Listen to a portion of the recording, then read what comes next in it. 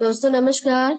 बातों की शुरुआत करने से पहले सबसे पहले पैनल पर उपस्थित हम सभी के आदरणीय महागुरु आदरणीय रियन शर्मा सर जी, आदरणीय मनोज कुमार सोनी सर जी को मेरा सादर प्रणाम।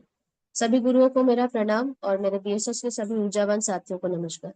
दोस्तों आज का दिन बहुत ही शुभ है क्योंकि ईश्वर ने हमें फिर एक नई सुबह दी है आगे बढ़ने के लिए। और जब आगे बढ़ना हो दोस्तों तो सीखने की जरूरत है, क्योंकि सीखना बन तो जीतना बन। तो चलिए दोस्तों, सीखने की कड़ी को आगे बढ़ाते हुए आज हमारे बीच हमारे एक साथी मौजूद हैं जो अपनी बातें यहाँ पर रखने जा रही हैं। जब मैं उन्हें पैनल पर बुलाऊं, एक बार जोरदार तालियों के साथ मैं उनका वेलकम चाहूंगी। So please welcome on screen Merlin Joy madam. एक बार जोरदार तालियां चाहूंगी मर्लिन मैडम के लिए। All the best Merlin ma'am. Thank you ma'am. Merlin madam all the best. जी ma'am, thank you ma'am and good morning ma'am.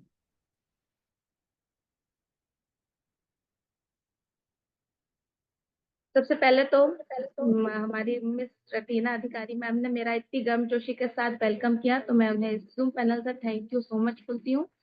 और आगे बढ़ते हैं। क्या मैम स्लाइड शेयर करने की परमिशन चाहूंगी मैम? हाँ बिल्कुल, कंटिन्यू करिए। जी थैंक यू मैम।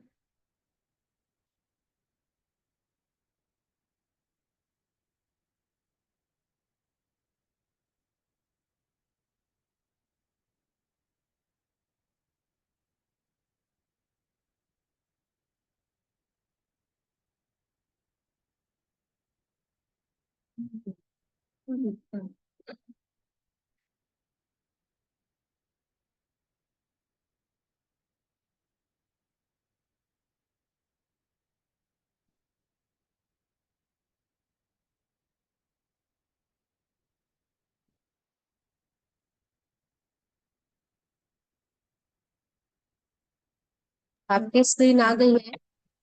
हाँ जी मैम। जी कंटिन्यू करिए।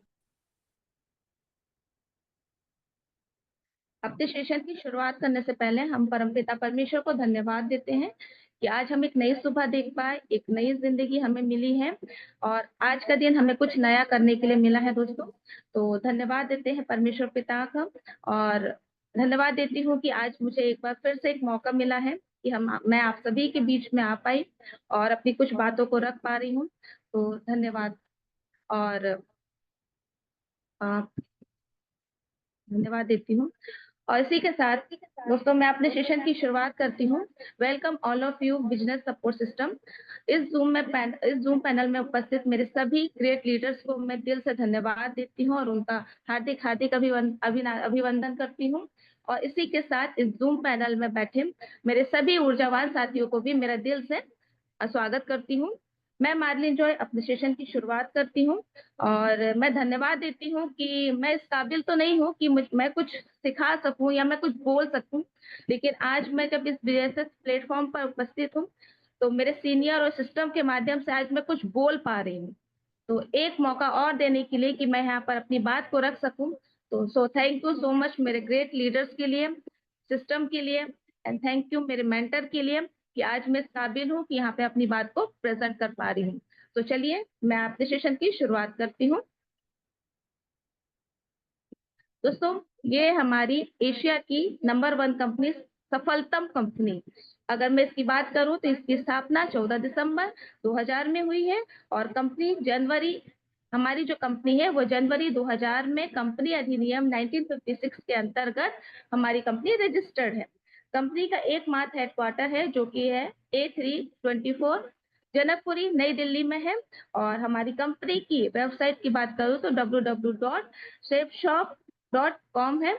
अगर हमें अपनी जो कंपनी के बारे में कुछ जानकारी चाहिए तो आप इस वेबसाइट को भी ओपन करके आप इजिली अपनी सारी जानकारी कंपनी की ले सकते हैं। चलिए आगे बढ़ते हैं। और साथ ही साथ मैं चाहूंगी कि ऐसी जबरदस्त कंपनी के लिए मैं जोरदार तालियों का सहयोग चाहूंगी आप सभी से। धन्यवाद की अगली कड़ी में दोस्तों ये हमारे सफलतम कंपनी के 5 सफलतम डायरेक्टर जिनकी आज एक सोच ने इस कंपनी को स्टेबल करा और हर एक आम इंसान को जिनके जो जीवित सपने थे उन्हें पूरा करने का एक रास्ता दिखाया है। और बात करूं तो हमारे सफलतम डायरेक्टर आज एकजुट होके आज कम से कम 25 साल हमारी इस कंपनी को हो रहे हैं। मतलब ये आज हमारी कंपनी 25 साल के सफर को तय कर चुकी है। और आज कितने ही करोड़ों लाखों लोगों को इसने डायमंड बना दिया है। आज एक इनकम का सोर्स बन चुकी है और साथ ही साथ सपनों को पूरा करने का एकमात्र साधन बन चुकी है। मैं यहाँ अपने सफलतम डायरेक्टरों के नाम लेना चाहूंगी। Mister Rajat Verma sir, mister Raj Anand sir, mister Rajpal Arora sir, mister Siddharth Sehgal sir, mister Harish Sodhi sir ji को इस जूम पैनल से मैं हार्दिक हार्दिक अभिनंदन करती हूँ और आप सभी से जोरदार तालियों का सहयोग चाहती हूँ। अभिवादन की अगली कड़ी में दोस्तों ये हमारे पीएसएस फाउंडर लीडर, हमारे डायमंड लीडर, हमारे respected mister Manoj Kumar Soni sir and हमारे respected mister DN Sharma sir ji को भी मैं जूम पैनल से हार्दिक हार्दिक अभिनंदन करती हूँ।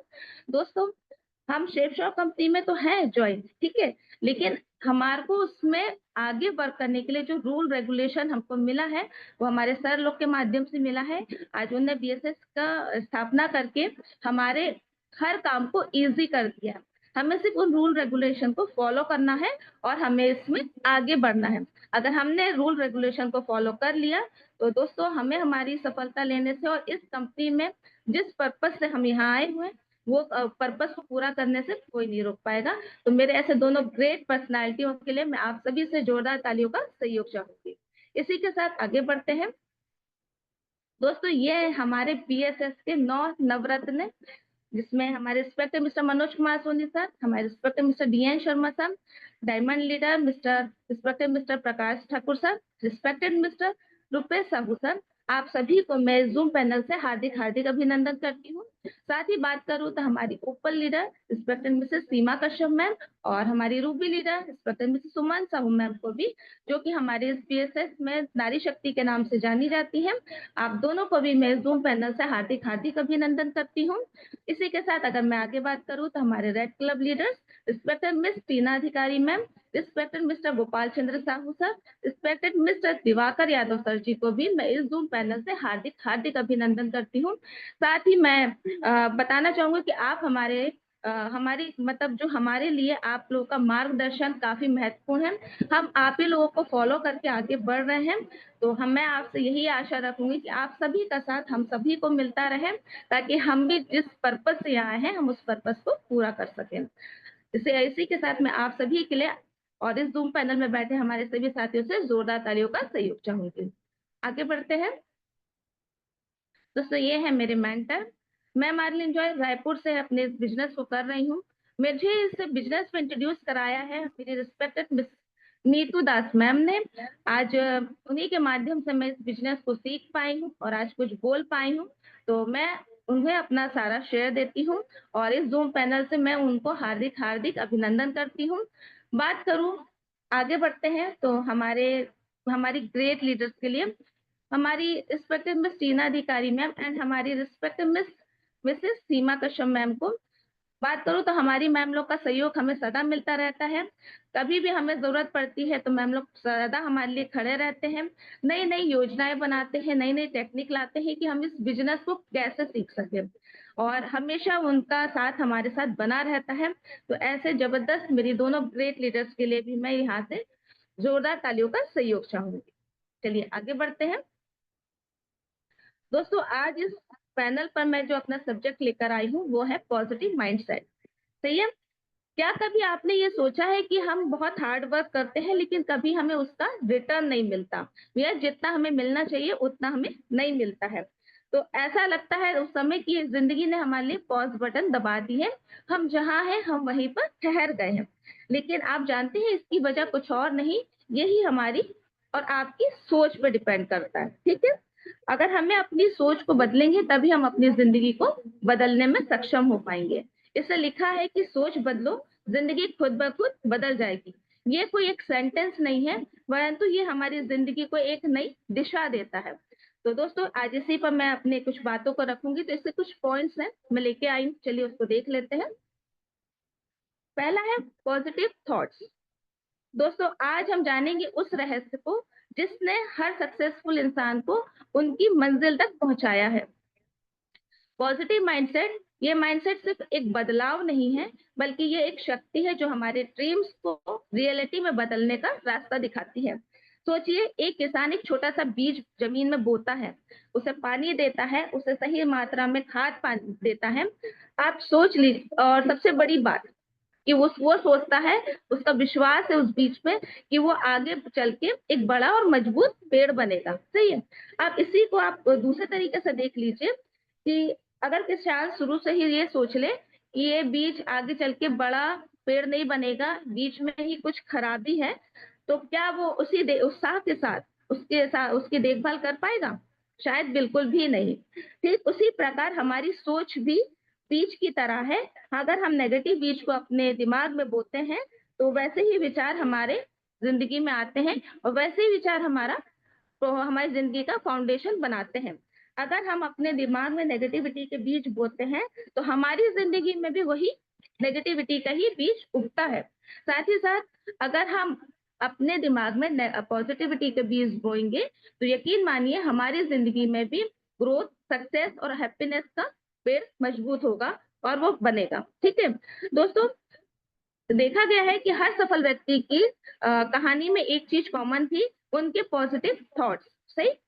अब हम आगे बढ़ते हैं। मान लीजिए आप एक मैराथन दौड़ना चाहते हैं, लेकिन अगर आप ये सोच लें कि मैं तो इसे कर ही नहीं सकता, मतलब आपने इसकी शुरुआत करने से पहले ही हार मान ली है ना? तो ये सोच जो हमारे दिमाग में आई है, ये हमारे दिमाग को सिग्नल देती है कि करने मतलब कोशिश करने से कोई फायदा ही नहीं है। सही है, या कोशिश करना ही बेकार है।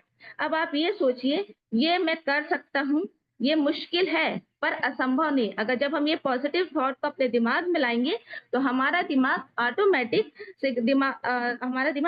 सॉल्यूशन ढूंढने के काम में लग जाता है। इसलिए जो हम सोचते हैं वही सच बनने लगता है, चाहे हम नेगेटिव सोचें या हम पॉजिटिव सोचें। सारी बातें हमारी सोच पर ही डिपेंड होती हैं। इसी के साथ हम आगे बढ़ते हैं। तो जैसे नेक्स्ट पॉइंट है पॉजिटिव माइंडसेट का। दोस्तों, क्या हो जब हमारे थॉट नेगेटिव होते हैं? ये नेगेटिव थॉट एक इनविजिबल दीवार की तरह हमारे दिमाग में काम करते हैं। मान लीजिए एक स्टूडेंट है जो बचपन में कई बार पब्लिक स्पीकिंग में हकलाया है। कुछ लोगों ने उसका मजाक उड़ाया, किसी ने उसकी हंसी उड़ाई। अब उसके दिमाग ने मान लिया, और खुद उसने मान लिया कि अब वह कभी भी अच्छी तरीके से नहीं बोल पाएगा। अब जब कभी उसको अगली बार ये मौका मिलेगा, तो उसके दिमाग में तो ये बैठ गया है कि वो कुछ नहीं कर पाएगा या वो बोल नहीं पाएगा। तो अब जब भी उसे ये मौका मिलेगा, तो वह खुद से कहता है, अरे मैं तो ये कर ही नहीं सकूंगा, मैं तो मैं तो अच्छे से बोल ही नहीं पाऊंगा और लोग मेरा मजाक बनाएंगे। सही है। तो ये हो गया उसके दिमाग में एक लिमिटिंग बिलीफ की तरह। वह अब वो कभी कोशिश ही नहीं करेगा स्टेज में जाने की। दोस्तों, असल में नेगेटिव थॉट्स एक डर का इल्यूजन बनाते हैं। ये डर हमको कभी भी हमारे कंफर्ट जोन से बाहर निकलने नहीं देता। पर सच्चाई ये है कि हम ही सही मायने में कंफर्ट जोन से बाहर निकलना ही नहीं चाहते, और वही कंफर्ट जोन हमें रोक के रखता है। अब सवाल ये उठता है कि पॉजिटिविटी को कैसे चुने? क्या इसका मतलब है कि चैलेंज या मुश्किलें आएंगी? तो बिल्कुल भी नहीं।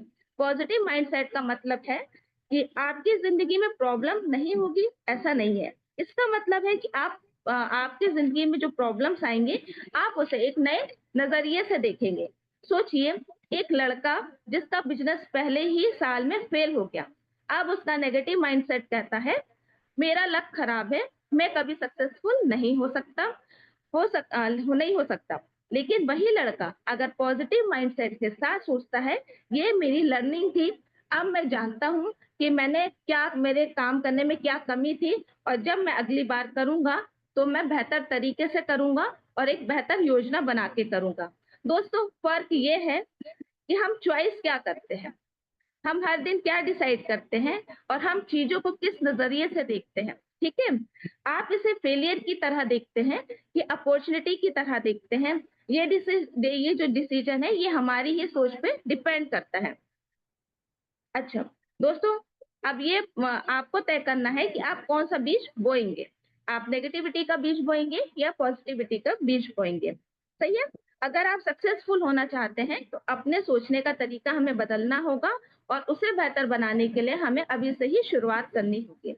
जो आप सोचते हैं वही हमारे लिए, हमारी जिंदगी में रियलिटी बनता है।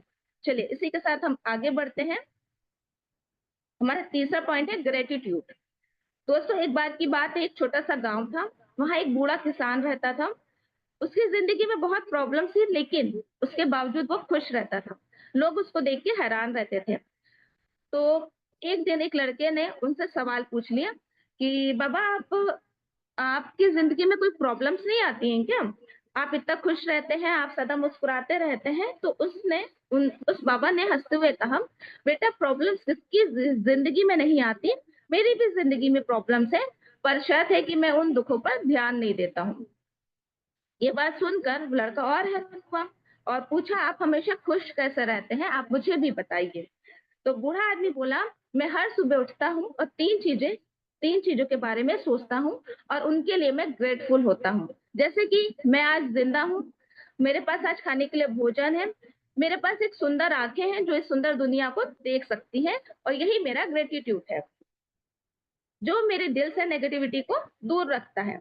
दोस्तों सोचिए, अगर आप हर रोज सुबह उठते ही से अपनी शिकायतों की एक लिस्ट को तैयार कर लें, जैसे कि मेरे पास अच्छा घर नहीं है, या मेरे पास एक अच्छी नौकरी नहीं है, या मेरी जिंदगी में कोई भी एक्साइटमेंट नहीं है।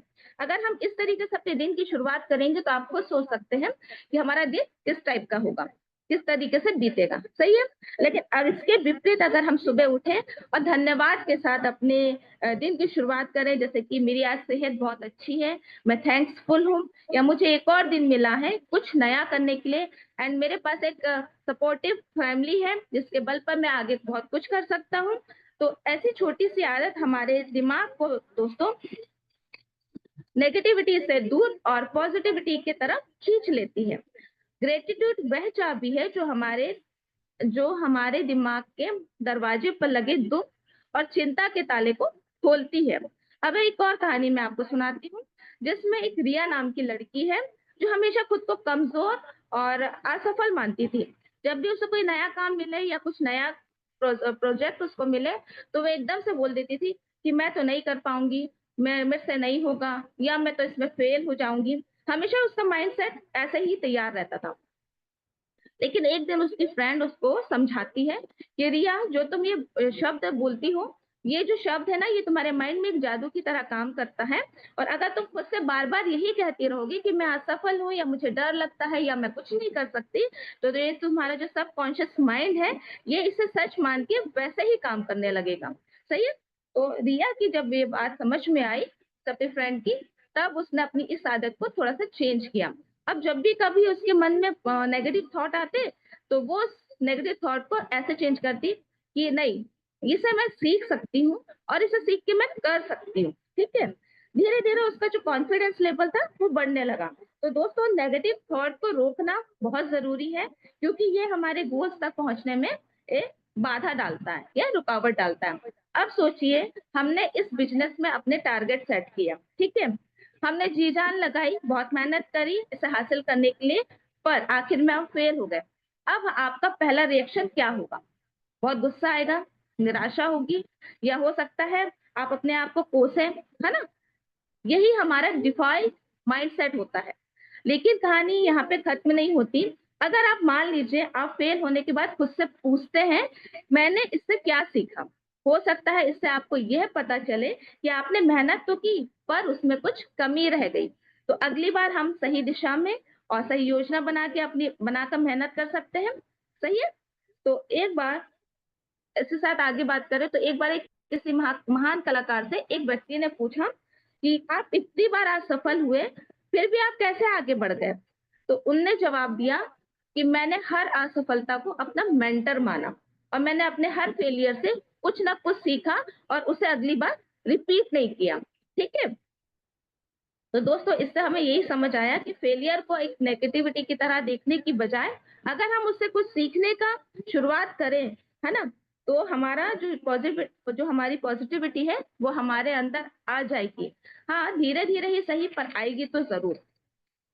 दोस्तों यही पॉजिटिविटी का जो सेल्फ टॉक है, हर चीज में कुछ अच्छा ढूंढने की आदत हमारी जिंदगी को और बेहतर बना सकता है। हाँ, ये कोई जादू तो नहीं है कि आपके एक ही दिन में काम कर लें, इसमें थोड़ा समय तो लगेगा, लेकिन अगर हम इसे रोज अपनाएंगे तो धीरे धीरे हमारा माइंडसेट बदल जाएगा। सही है। और हम अपने जीवन में और हर दिन कुछ नया कर सकते हैं और कुछ नया सीख सकते हैं। चलिए दोस्तों आगे बढ़ते हैं। इसी के साथ मेरा जो नेक्स्ट पॉइंट है वो है कंसिस्टेंसी। चलिए एक बात बताती हूँ, एक छोटी सी कहानी। एक बार की बात है, एक छोटे से गांव में एक राहुल नाम का लड़का था। वो हमेशा कुछ नया करने की सोच रखता था, लेकिन बात ये थी कि वो हमेशा जब भी कुछ नया शुरू करता था उसे फेलियर का सामना करना पड़ता था। जैसे कि उसने खेती करने की सोची, लेकिन खेती खराब हो गई। फिर इसके बाद उसे दोबारा कोशिश करी, उसने एक दुकान खोलने की कोशिश करी, दुकान में भी उसको घाटा हो गया। अब उसको उसका जो बार बार असफलताएं जो मिल रही थी वो उसके माइंड को डिस्टर्ब कर रही थी, उसके जो कॉन्फिडेंस को तोड़ रही थी। तब उसने अपने पिताजी से पूछा कि पिताजी, क्या मैं हमेशा ही असफल रहूंगा? क्या मेरे पास वह काबिलियत नहीं है जो दूसरों के पास है?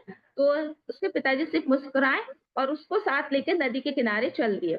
वहां पर उन्होंने एक पत्थर उठाया और उस पत्थर को राहुल को देते हुए कहा कि इस पत्थर को देखो, ये ठोस और मजबूत है, लेकिन अगर इसे मैं लगातार बहते पानी की धार में रख दिया जाए तो पानी इसे घिस कर चिकना बना देगा।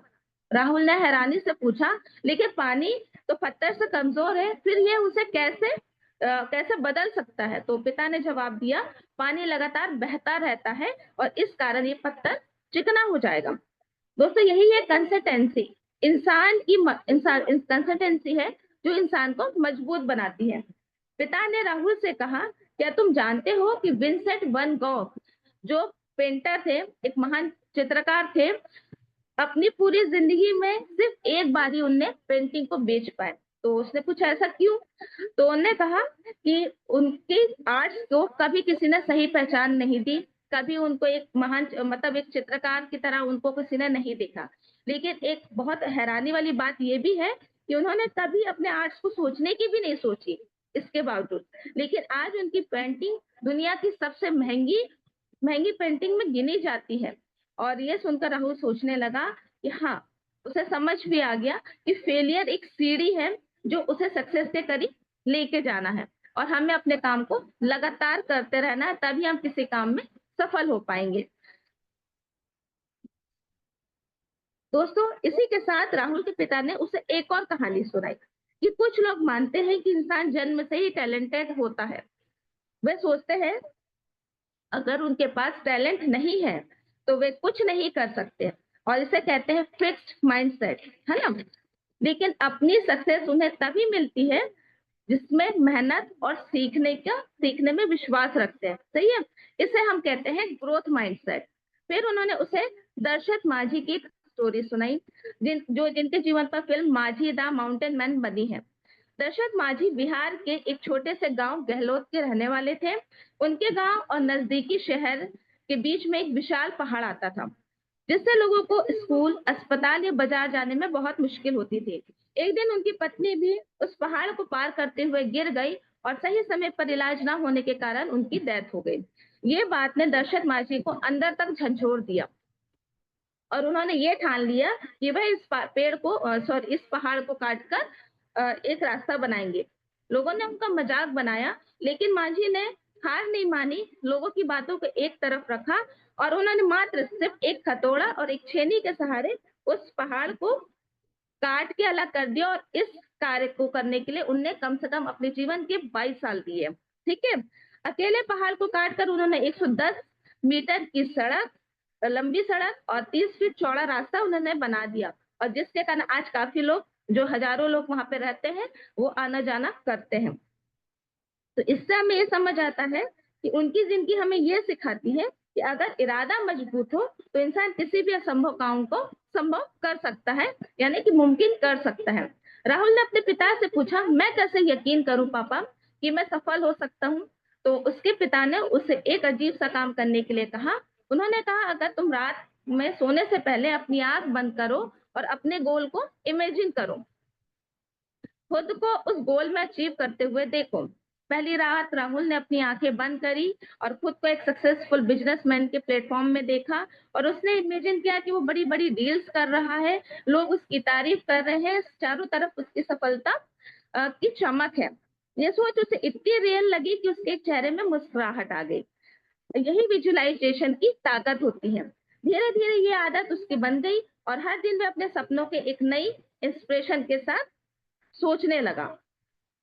फिर कुछ महीनों के बाद उसने एक नया बिजनेस की शुरुआत करी, तो वही कॉन्फिडेंस महसूस किया जो उसने अपनी विजुअलाइजेशन में जैसा इमेज किया था। ठीक है, अब हर कदम पे उसे महसूस होता था कि वो एक सक्सेस की तरफ पहुंच रहा है, बढ़ रहा है, जिसे वह अपने माइंड में पहले ही देख चुका था। तो दोस्तों, राहुल ने ये सीख ली कि असफलता सिर्फ सीखने का एक तरीका है। उसने समझा कि हार्ड वर्क और सही माइंडसेट से सब कुछ संभव है।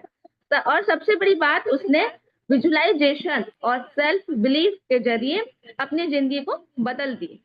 सेल्फ बिलीफ का मतलब खुद पर इतना भरोसा करना कि अगर कोई भी मुश्किल हमारी लाइफ में आती है तो वो हमें अपने उस कार्य को करने से ना रोक सके जिसे हमने करने के लिए सोचा है। ठीक है, क्योंकि जो हमारी सोच है, सक्सेस दोस्तों समझना होगा कि कोई जादू नहीं है, ये हमारी सोच और हमारी मेहनत का परिणाम है। ठीक है, हमें जरूरत बस इतनी है कि हमें कंसिस्टेंसी और पेशेंस के साथ अपने कार्य को करना है, क्योंकि बड़ा बदलाव हमेशा छोटे छोटे कदमों से ही शुरू होता है।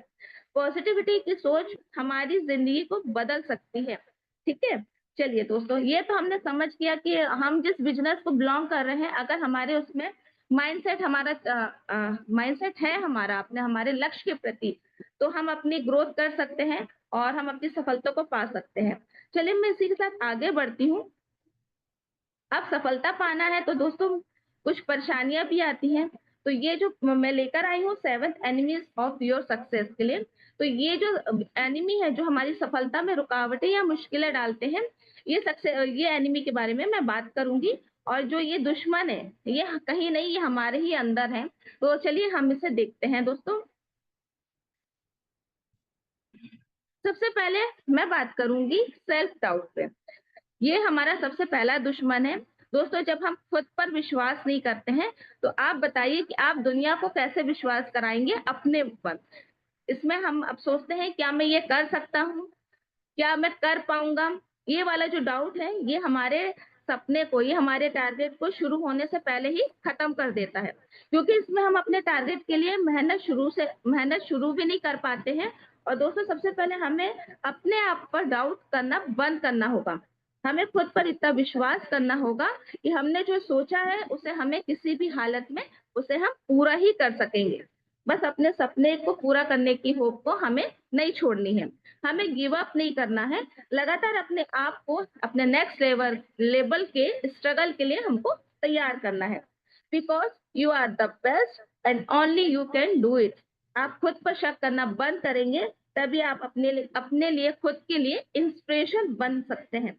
हमारा टारगेट हमारा जुनून होना चाहिए। हमें अपनी कैपेबिलिटी पर भरोसा होना चाहिए और सिर्फ अपने गोल के लिए ही हमको मेहनत करनी है।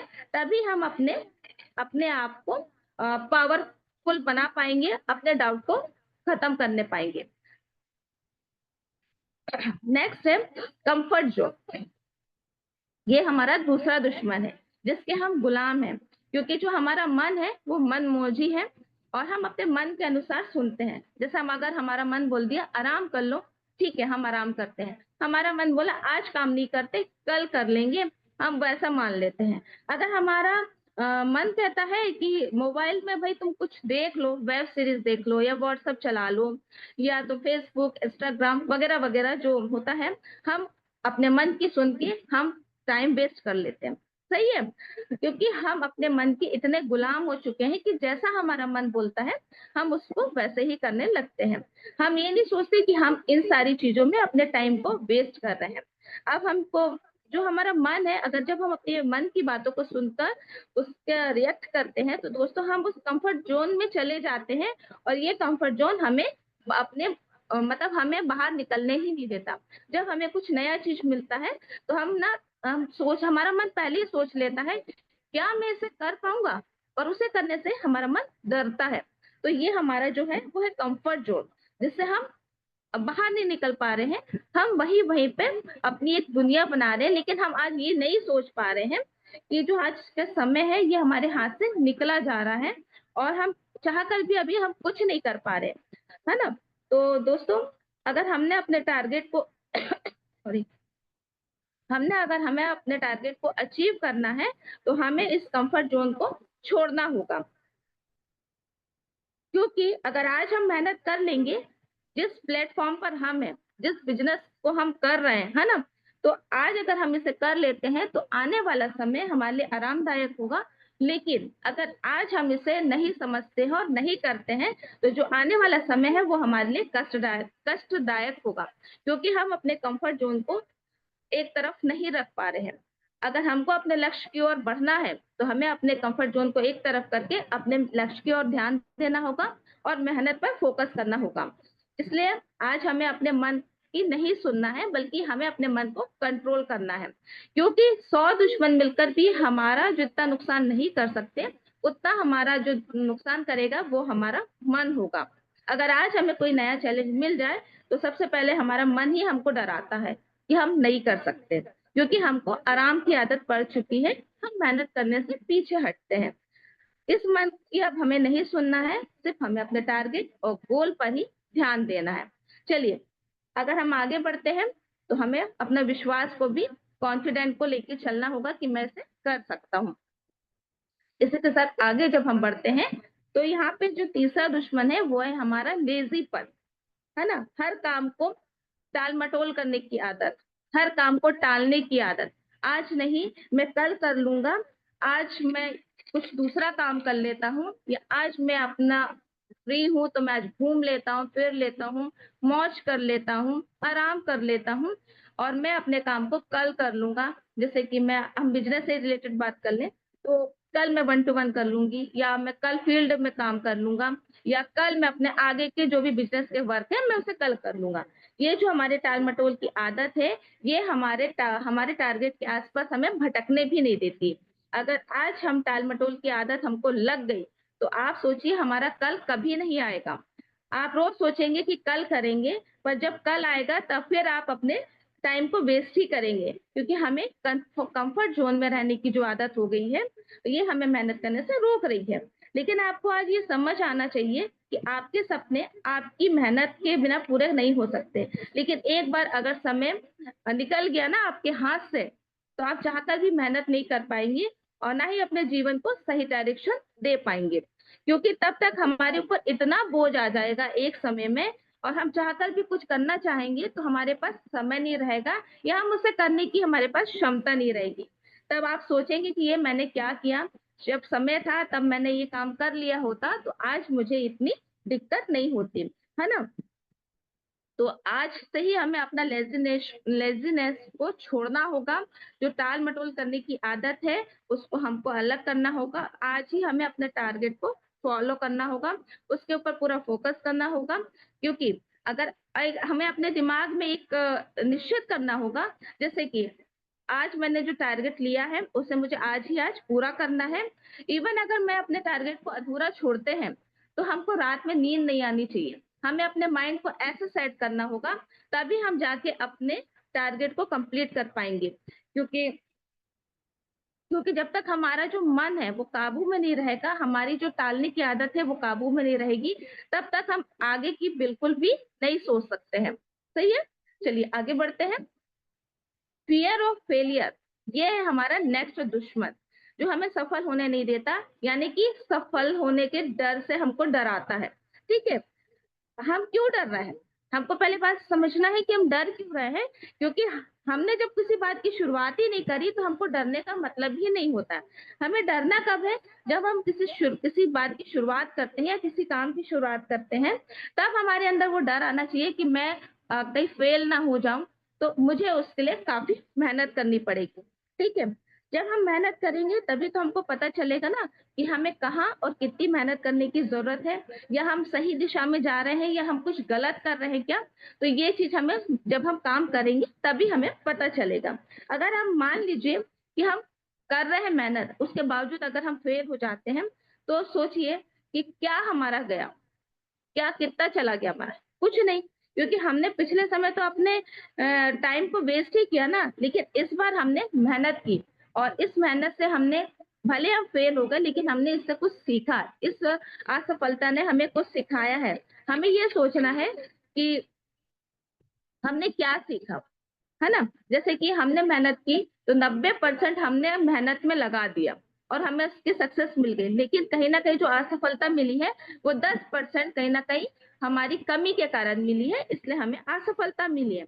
अब जब हम नेक्स्ट लेवल में फिर से अपना मेहनत करने की कोशिश करेंगे, तब जो वो 10% है तो हमें उस पर फोकस करना है कि आने वाले उस समय में जब हम मेहनत करूंगा तो मैं उस 10% की गलतियों को बिल्कुल ध्यान में रखूंगा और उन्हें नहीं करूंगा। और ये हमारी जो गलतियां हैं, ये हमारी डिसिप्लिन भी हो सकता है, ये हमारा टाइम मैनेजमेंट भी हो सकता है जो गलत है, जिसे हमें सेट करना है। अच्छा, इसलिए कभी हमें हारने से डरना नहीं चाहिए, क्योंकि हार हमें बहुत कुछ सिखाती है, जबकि सफलता हमें कुछ नहीं सिखाती। बस रुकना नहीं है फेल होने के डर से। अगर आज हम लगातार मेहनत करेंगे तो सफलता आज नहीं तो एक दिन हमें जरूर मिल जाएगी। ठीक है, चलिए आगे बढ़ते हैं। नेक्स्ट है हमारा टाइम मैनेजमेंट। दोस्तों, मेरे पास टाइम नहीं है, मैं अभी नहीं मिल सकता, ऐसे करके हम कई बार ऐसी बातों को बोलते हैं। तो हमें ये समझना होगा कि हर किसी के पास एक दिन 24 घंटे ही होते हैं, है ना। और हमको ये समझना होगा कि हम उन 24 घंटे को कैसे यूटिलाइज कर रहे हैं। ठीक है, क्योंकि सबके पास उतना ही समय है, मेरे पास भी आपके पास भी। लेकिन सबसे बड़ी बात होती है कि हम अपने टाइम को मैनेज कैसे कर रहे हैं, हम उसे यूटिलाइज कैसे कर रहे हैं। क्योंकि जब हम तक हमारा खुद का डिसिप्लिन नहीं होगा, हमारा टाइम मैनेजमेंट नहीं होगा, तो हम आगे बढ़ने की सोच भी नहीं सकते हैं। इसके बारे में आपको बताने के लिए कोई बाहर से कोई व्यक्ति नहीं आएगा। अगर आपको पता करना है तो आपको खुद से ही पता करना पड़ेगा कि मैं अपने टाइम को कहाँ पे वेस्ट कर रही हूँ। क्या मैं सोशल मीडिया में कर रही हूँ, क्या मैं दोस्तों के साथ घूम रही हूँ, क्या मैं सोने में अपना टाइम वेस्ट कर रही हूँ, या मेरा जो डेली शेड्यूल है वो डिस्टर्ब है। अगर जब हमको जरूरत है अभी कि हम एक पेन और कागज लेके बैठे और अपने सुबह से लेके रात तक के पूरे शेड्यूल को हम उसमें लिखें, और उसके बाद हम डिसाइड करें कि हमको अब कैसे कैसे अपने दिन भर के शेड्यूल को सेट करना है। क्योंकि जब हम सेट करेंगे तभी तो हम अपने टारगेट के लिए समय निकाल पाएंगे।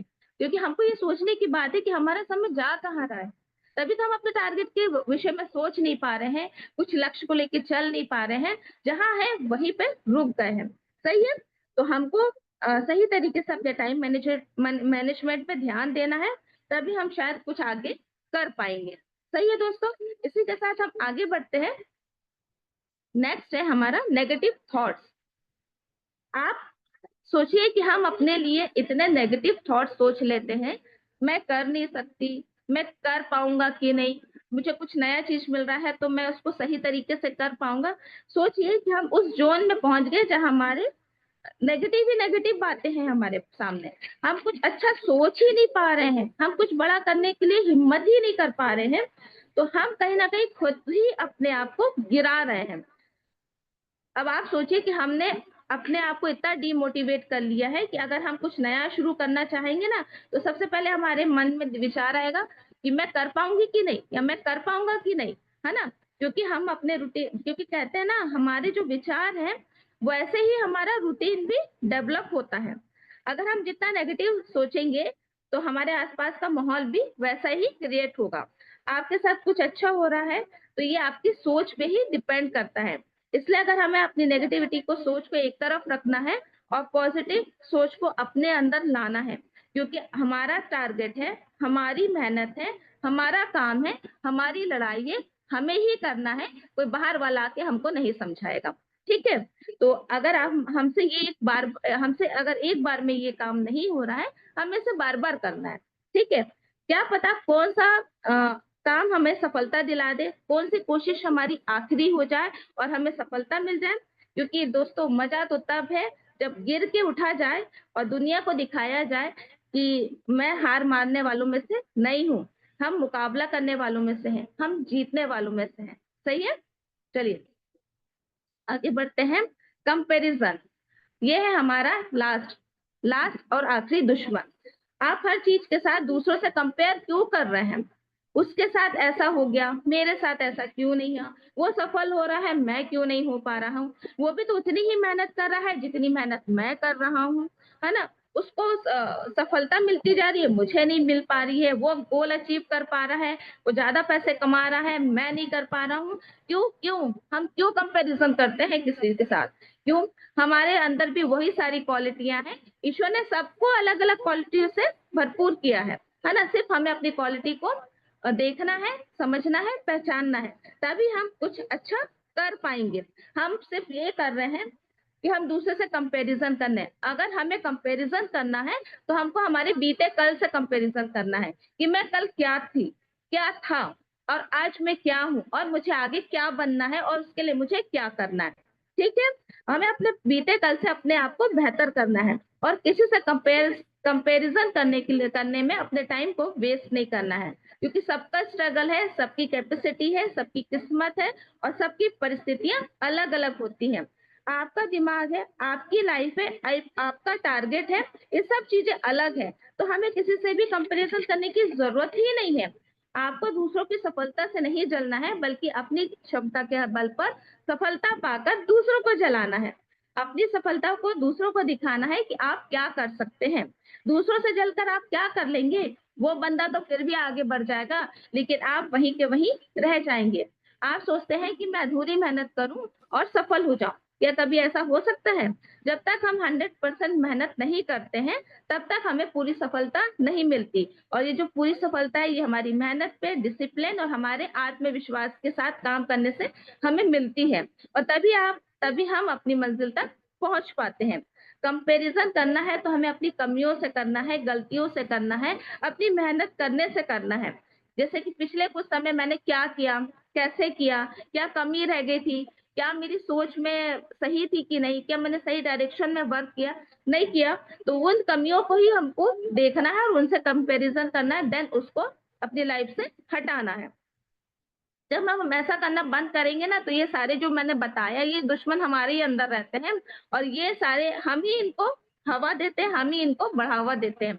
जब हम ऐसा सोचना ही बंद कर देंगे, जब हमारा ही माइंड सेट हो जाएगा, जब हमारा लक्ष्य तय हो जाएगा, हमारा टारगेट सेट होगा, तो दोस्तों हमारे अंदर ये सारे थॉट्स आएंगे ही नहीं। आप खुद ही मजबूत है, आप खुद सक्षम है अपने टारगेट को हासिल करने के लिए, अपने लक्ष्य को पूरा करने के लिए, क्योंकि हम जिस प्लेटफॉर्म में को बिलोंग कर रहे हैं, वो हमारे सपनों को ही पूरा करने के लिए हमें रास्ता दिखाता है। सही है? तो जैसे यहाँ पे लिखा है कि जिंदगी कई बार हमें हिम्मत हारने के मौके देती है। सही है? लेकिन जो खुदा है ना, वो उतनी ही बार हमें जीवन को शक्ति देता है कि हम जीते और आगे बढ़े। तो हमें सभी को यही बातों को ध्यान रखना है, और अपने माइंड को पॉजिटिविटी के साथ माइंड सेट करना है, तभी हम आगे बढ़ पाएंगे। इसी के साथ हम आगे बढ़ते हैं। दोस्तों, ये हमारा टारगेट, जैसे कि हम सभी को पता है कि हमारे जो लीडर्स हैं, वो हमें 3-3 महीने में एक टारगेट देते हैं, क्योंकि हम जानते हैं जिस तरीके से अगर हमको हमारा लक्ष्य ना मिले, तो हमको अपने टारगेट को अचीव करने में थोड़ा सा हमारी रफ्तार कम होगी, है ना? लेकिन जब हम टारगेट के अकॉर्डिंग अपने वर्क को करते हैं, तो हमारी जो स्पीड है वो बढ़ जाती है। तो अभी जो टारगेट चल रहा है वो टर्बो फास्ट चल रहा है, जो शुरुआत हुआ है 27 जनवरी 25 से, और इसकी लास्ट डेट है 27 मार्च की, है ना? और इसमें भी मैंने अपना टारगेट सेट किया हुआ है। मैं 26 मार्च तक अपना गुरु मंत्र को अचीव करने के लिए पूरा प्रयास कर रही हूँ, कोशिश कर रही हूँ, और मैं इसके साथ आगे बढ़ती हूँ। दोस्तों, ये है हमारा जूम पैनल। आज मैं इसके लिए आप सभी से जोरदार तालियों का सहयोग चाहूंगी, क्योंकि ये हमारे ग्रेट लीडर की एक सोच है। क्योंकि हम ऑफलाइन तो जाते ही जाते हैं, लेकिन हमारे हमारे जो लीडर हैं, उनने हमें एक ऑनलाइन का प्लेटफॉर्म भी दिया है कि हम यहाँ पर बैठ के हम नए नए लीडर्स के द्वारा उनकी सोच, उनकी बातों को जो इस बिजनेस के प्रति है, हम उसको रोज सुनते हैं और उसे अपने लाइफ में अप्लाई करते हैं, और उससे हम डेवलप करते हैं। ठीक है? अगर हम मान लीजिए हम अगर किसी दिन इस सेशन को मिस करते हैं, तो हमारे पास यूट्यूब में हमारा बिजनेस सपोर्ट सिस्टम है, हम वहां पे भी जाके इसे चेक आउट कर सकते हैं, क्योंकि हमारे जो वीडियो हैं वो यूट्यूब के चैनल में हमारे अपलोड किए जाते हैं। तो हम वहां पे भी जाके इसे देख सकते हैं, सुन सकते हैं। और हम आज जूम के माध्यम से, आज जैसे मैं बैठी हूँ और आप मुझे सुन रहे हैं, वैसे कल कोई और लीडर आएंगे, दूसरे दिन कोई और लीडर आएंगे, और हम उनको भी इस जूम के माध्यम से ही सुन सकते हैं। तो ये है हमारी टेक्नोलॉजी, जो आज इतनी इम्प्रूव कर चुकी है कि हम कुछ भी कर सकते हैं। चलिए दोस्तों, मैं आगे बढ़ती हूँ। इसी के साथ मैं अपनी वाणी को यहीं पर विश्राम देती हूँ, और थैंक यू सो मच। और मैम एक वीडियो शेयर करने की आपसे अनुमति चाहती हूँ। हाँ मैम एक कंटिन्यू वीडियो शेयर करना। कंटिन्यू करिए। जी थैंक यू मैम।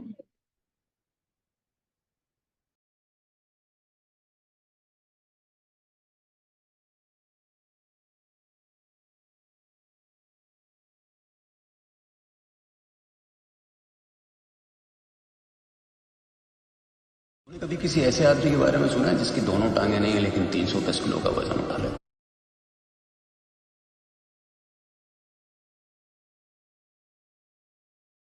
आपने कभी किसी ऐसे आदमी के बारे में सुना है जिसकी दोनों टांगे नहीं है लेकिन 310 किलो का वजन उठा लेता है?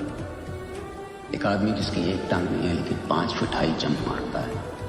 एक औरत जिसके शरीर को ट्रक कुचल कर निकल गया, दोनों हाथ पैर बेकार हो गए, लेकिन वो गोल्ड मेडल जीतती है साइकिलिंग। सुनिए ऐसी कहानी है। पैरा ओलंपिक्स में ऐसी ही कहानी वाले लोग जाते हैं। पैरा ओलंपिक्स सपना तब खत्म होता है जब हम देखना बंद कर दें। तेरे बचपन का सपना अभी खत्म नहीं हुआ है। अगर मेहनत करेगा ना फिर से अभी भी पहुंच सकता है ओलंपिक्स। चैंपियन गिरता है लेकिन रुकता नहीं है। जो असली जीत दूसरे खिलाड़ी को हराने में नहीं है, असली जीत है अपने अंदर की उस आवाज को हराने में जो रोज तुमसे कहती है कि तुम पहले से ही हार गए हो। उस आवाज से जीतना।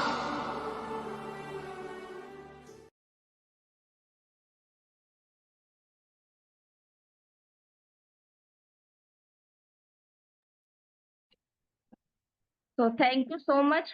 आप इतने देर से मेरी बातों को सुन रहे थे और आप बहुत सहनशील है कि मेरी बातों को सुन पाए। तो थैंक यू सो मच और मैं यहीं पर अपनी बातों को विराम देती हूँ। Thank you ma'am.